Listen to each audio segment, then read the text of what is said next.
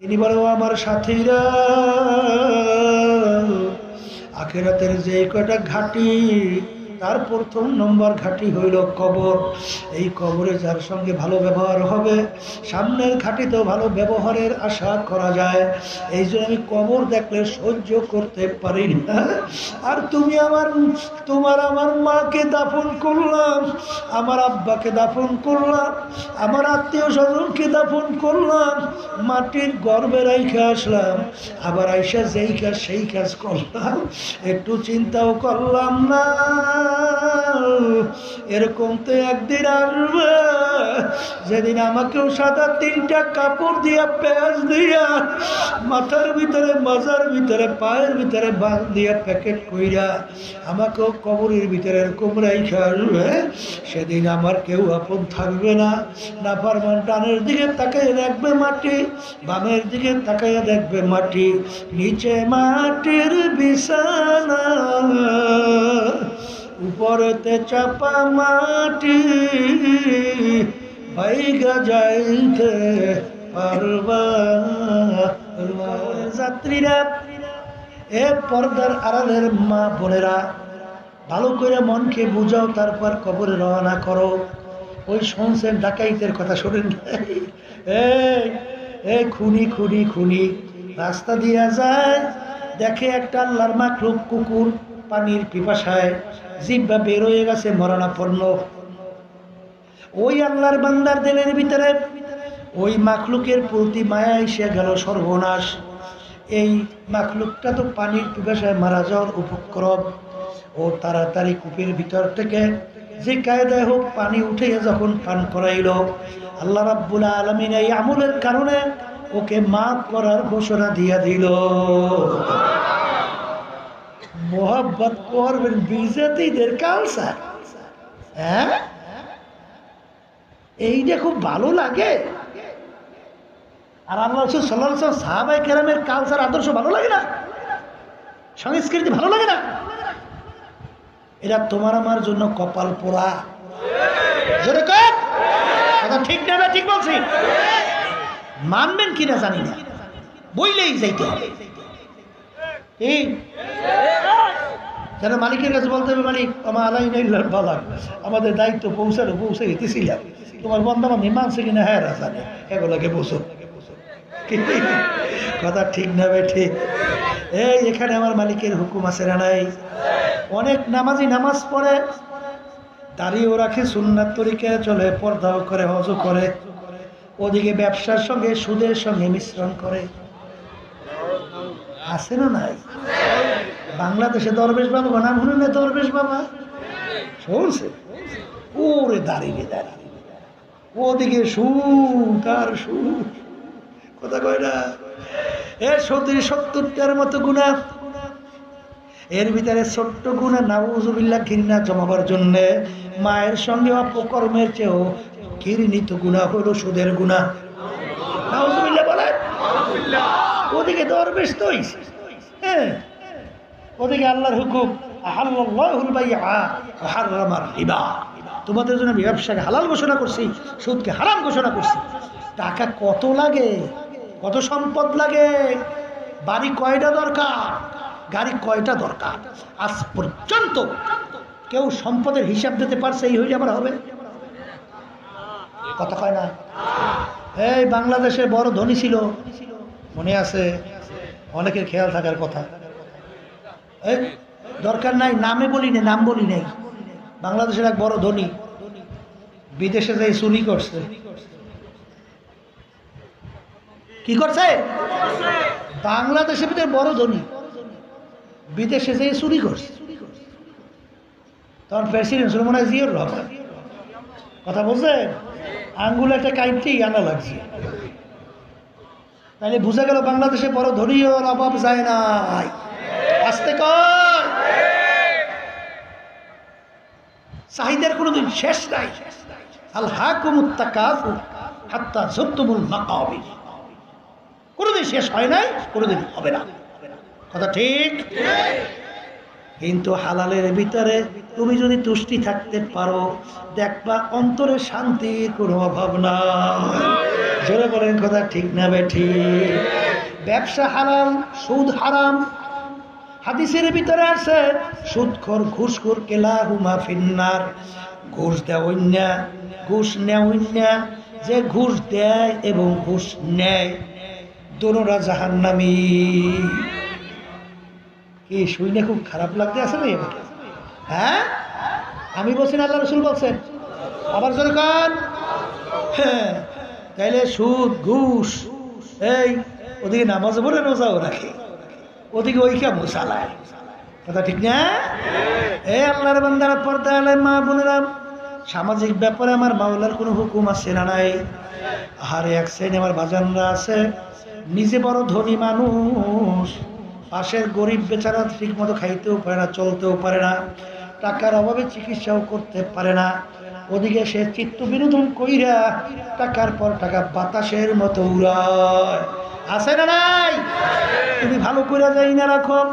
আল্লাহ রসুল এমনভাবে পড়শিদের ব্যাপারে তাকিদ করলেন, সাহাবায়ে কেরাম বলেন যে আমাদের জিজ্ঞাসা করবেন আল্লাহ রসুল সাল্লাল্লাহু আলাইহি ওয়াসাল্লাম, তাহলে আমাদের ইন্তেকালের পরে আমাদের পড়শিরা কি আমাদের জায়গা জমিনের ওয়ারিস হবে নাকি? এমনভাবে তাকিদ করছেন। তাহলে পড়শিদের ব্যাপারে আল্লাহর কোনো হুকুম আমাদের আছে না নাই? আল্লাহ রসুলের কোনো নির্দেশ আছে না নাই? জোরে কর আছে না নাই? কবরের যাত্রীরা, পর্দা আলে বাবরা, দিন কিন্তু পরিপূর্ণ। বাজান, রাজনৈতিক ব্যাপারে আমার মালিকের কোনো হুকুম আছে না নাই? এক শ্রেণী আমার বাজানরা বর্তমানে বের হয়েছে, এই তারা বলে আমরা রাজনীতি করি না। রাজনীতি আবার আরেকটু বাইরে বলে রাজনীতি পছন্দই করি না। হ্যাঁ, তবে মানব রচিত কুফুরি তন্ত্র মন্ত্র এই রাজনীতি করে না, এটা ঠিক আছে। এটা কি ঠিক আছে? কিন্তু আল্লাহর রসুল যে নীতি আদর্শ নিয়ে আসছে, এইটা যদি কেউ বলে আমি করি না, এই রাষ্ট্রীয় পর্যায়ে আল্লাহর নীতি আদর্শ বাস্তবায়ন করা লাগবে না? একটু আসতে কয়। আল্লাহ রসুল সাল্লাল্লাহু আলাইহি ওয়াসাল্লাম রাষ্ট্রপ্রধান ছিলেন না? সাহাবায়ে কেরাম রাষ্ট্রপ্রধান ছিলেন না? তাহলে তুমি কোন নায়েবে রসুল হইছো, আর কোন পীর, আর কোন আলেম, আর কি হইছো যে তুমি রাজনীতি করো না? তা তুমি করো কি? বলে পেট নীতি। জোরে কর কি নীতি? আল্লাহ রসুল সাল্লাল্লাহু আলাইহি ওয়াসাল্লাম তিনি রাষ্ট্রপ্রধান, তিনি রাষ্ট্র পরিচালনা করলেন। আল্লাহ বলছেন আকিমুদ্দিন, যেরকম আকিমুস সলার মাধ্যমে আমরা নামাজ পড়ি, আল্লাহ তো বলছেন আকিমুদ্দিন, তোমরা দিনকে প্রতিষ্ঠা করো রাষ্ট্রীয় পর্যায় পর্যন্ত। জোরে বলার কথা ঠিক না ঠিক? এই হুকুম মানা লাগবে না? আস্তে জোরে মানা লাগবে না? এই আল্লাহর বান্দারা, পর্দায় মা বোনেরা, আন্তর্জাতিক ব্যাপারে আমার মালিকের কোনো হুকুম আছে না নাই? তামাম দুনিয়ার মুসলমান কাজা সাদিন ওয়াহিদ, একটা শরীরের মতো তামাম দুনিয়ার যে কোনো প্রান্তে এক মুসলমান যদি আক্রান্ত হয়, ওই ব্যথা যদি তোমার ভিতরে না লাগে, আর তুমি যদি ওই ব্যথায় শোকাবুত না হও, তাহলে তোমার ভিতরে ঈমানের ঘাটতি। জোরে বলেন কথা ঠিক না ঠিক? আজকে ফিলিস্তিনের মুসলমান আমার ভাইদেরকে, মা বোনদেরকে, আমার বাচ্চাদেরকে নির্মমভাবে যেভাবে মারা হইতেছে, এই ব্যথা তোমার ভিতরে থাকা লাগবে না? জোরে কথা, থাকা লাগবে কি লাগবে না? এই জন্য আমার বাজানদেরকে বলবো, মালিক আমাদেরকে বানাইছে কিসের জন্য? বলেন তার ইবাদতের জন্য। কি জন্য? অন্যান্য মাখলুকাত বানাইলেন মালিক আমাদের জন্য। আমার মালিক কেমন জানি তোমার আমার দিকে তাকাইয়া বলেন, আব্দুল করিম ও রেজাউল করিম, এ রহিমা খাতুন, আমি তোর বিচার চাইয়া চাইয়া দেখি। আরে তোকে আমি বানাইছিলাম আমার ইবাদতের জন্য। হজরের সময় মুয়াজ্জিন আমার পক্ষ থেকে তো যখন দাওয়াত দিল, তুই নাক টাইনা ঘুমাও, মাসজিদে তোকে আমি পাই নাই। এক কথায় তোকে আমি ফজরের নামাজ আমার ইবাদতে পাই নাই, জহুরে পাই নাই, আসরে পাই নাই, মাগরিবে পাই নাই, এশায় পাই নাই, রমজানের রোজা রাখো নাই, পর্দা করো নাই, হজ জায়গা ধনী হয়েছে আদায় করো নাই, সুন্নাত তরিকার উপরে চলো নাই, হারাম হালাল তমিজ করে পার্থক্য করে খাও নাই, চলো নাই। এক কথা তোকে আমি ইবাদতে পাই নাই। গরু তুই পালছিলে দুধ খাওয়ার জন্য, গরু দুধ দেয় না, বাচ্চাও দেয় না। আমি তোর বিচার চাইয়া চাইয়া দেখি, গরুকে জবাই করলি, চামড়া খুইলা গোস্ত পাক করলি, আর নিজে আত্মীয় স্বজন নিয়ে খাইলি, খা বন্ধা বান্ধি আমি তোর জন্যই বানাইলাম। আম গাছ লাগাইলে আম খাওয়ার জন্য আম দেয় না, আম গাছ কাটলি, তক্তা তৈরি করলি, বাকি অংশ লাকড়ি জ্বালাই, আগুন জ্বালাইয়া লাকড়ি দিয়া ভাত তরকারি পাক করে খাইলি। খা বান্দা বান্দী, আমি তোর জন্যই বানাইলাম, তোকে বানাইছিলাম আমার ইবাদতের জন্য।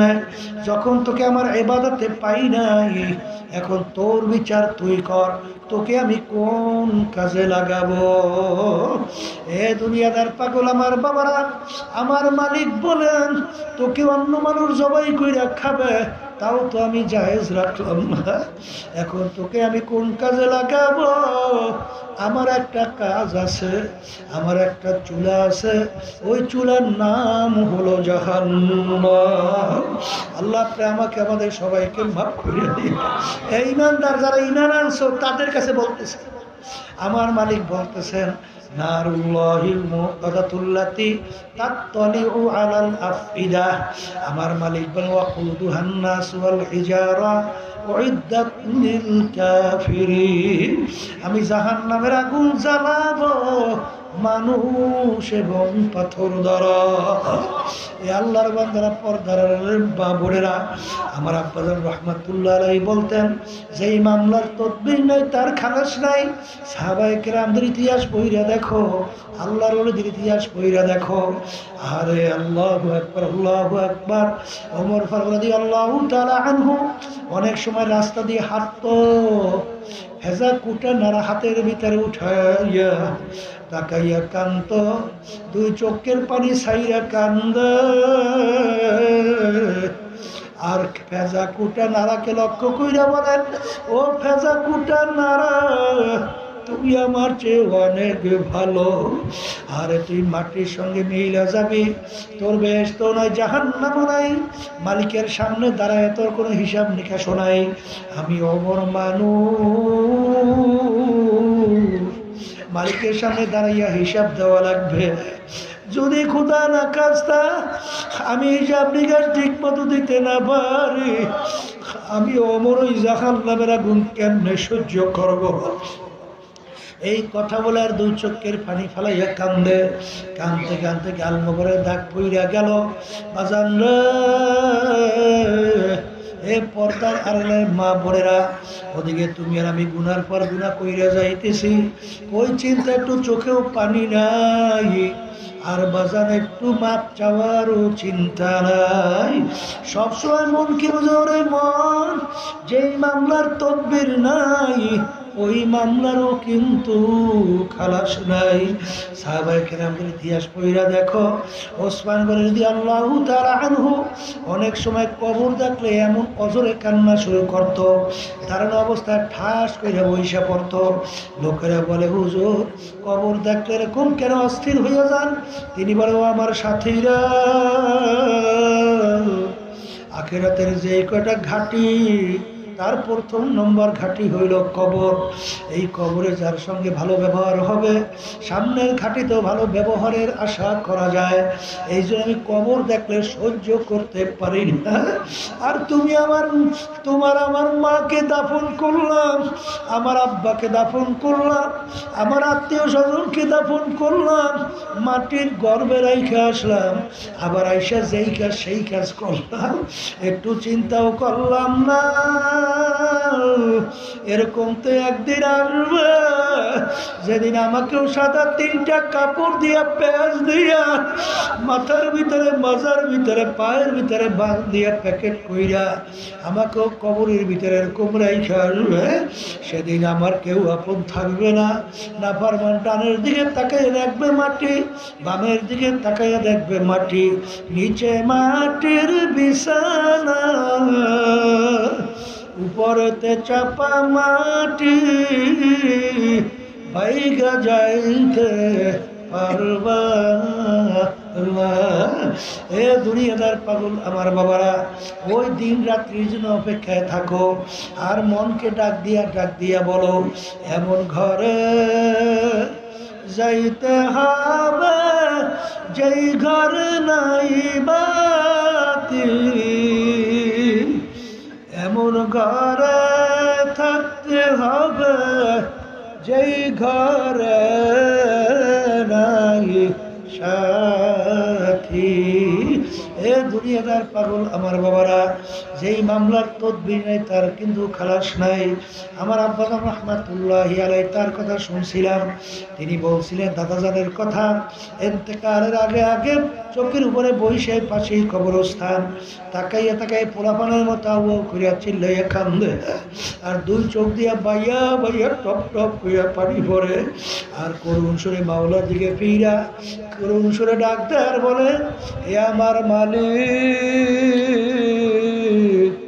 তুমি যদি আমাকে মাপ নাই করো, আমি একা কিভাবে অন্ধকার কবরে থাকবো?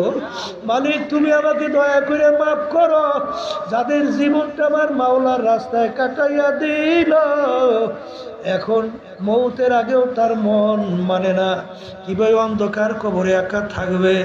সেই মামলার তদবির নাই, তার খালাস নাই।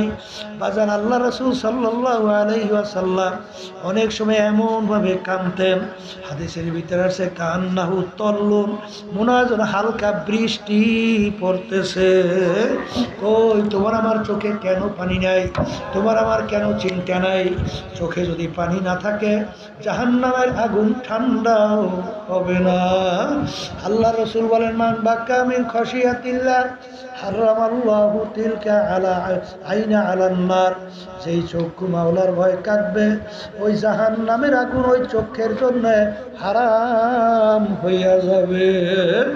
এই জন্য আমার বাজানদেরকে বলবো, পর্দা আলে মা বোনদেরকে বলবো, আল্লাহর ইতিহাস পড়িয়া দেখো, তারা কানতে কানতে আমার মাওলার কবরে গেছে, কিন্তু বাজান দিন যায়, রাত্র যায়, বছর যায়, যুগ যায়, কাঁচা দাড়িগুলা পাইকা সাদা হইয়া গেল, আর আয়নার সামনে চেহারার দিকে যখন তাকাই, কাঁচা দাড়িগুলা পাকা ধপ ধপ করতে আছে, এরপরে ঘোষণা হইবে মুখে আর দুনিয়াতে নাই। আমার বাজানদেরকে বলবো, পর্দা আলে মা বোনদেরকে বলবো, যেই সম্পদের জন্য, যেই বাড়ি গাড়ির জন্যে, যেই সন্তানদের জন্যে, যেই স্ত্রীদের জন্যে, যেই স্ত্রী স্বামীর জন্যে, আত্মীয় স্বজনের জন্যে, দল দলের নেতা নেত্রীর জন্যে, যারা ঠিকমতো আল্লাহর হুকুম নবীর তরিকা অনুযায়ী চলতে পারেন না, আমি সেই বাজানদেরকে বলবো, পর্দা আলে মা বোনদেরকে বলবো, একটু চক্ষু বন্ধ কইরা মাঝে মাঝে নিরিবিলি একটু মোরাকাবা করো। যেদিন চিরতরে চক্ষু বন্ধ, সব কিন্তু পর। ওই কবরে যদি আমার মাওলা আপন না হয়, ওই কবরে যদি আমার মাওলা আপন না হয়, আল্লাহ, কবরে কোনো উপায় নাই, কিয়ামতের ময়দানে কোনো উপায় নাই, হাসরের মিজানে উপায় নাই। আর যদি আমার মাওলাকে আপন কইরা দুনিয়ার থেকে বিদায় নিয়ে কবরে যাইতে পারো, কবরে চিন্তা নাই, কিয়ামতের ময়দানেও চিন্তা নাই, হাসরে পৌঁছাতে মিজানেও কোনো চিন্তা নাই। আল্লাহু আকবার, মাল্লাহুল মাওলা ফালাহুল কুল।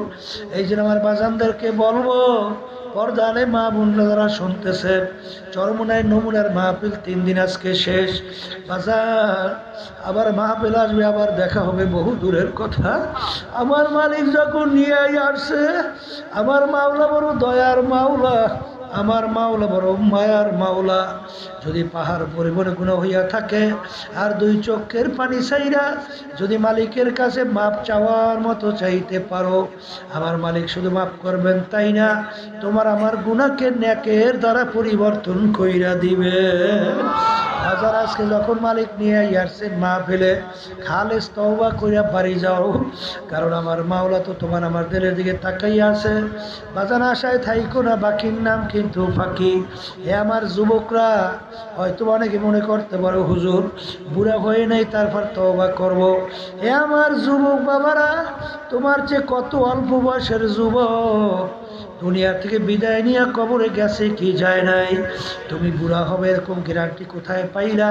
কিন্তু যুবক বয়সে যদি তুমি তওবা করতে পারো, তোমার মর্যাদা আমার মালিক নবীদের মর্যাদায় নিয়ে পৌঁছাইয়া দিবে।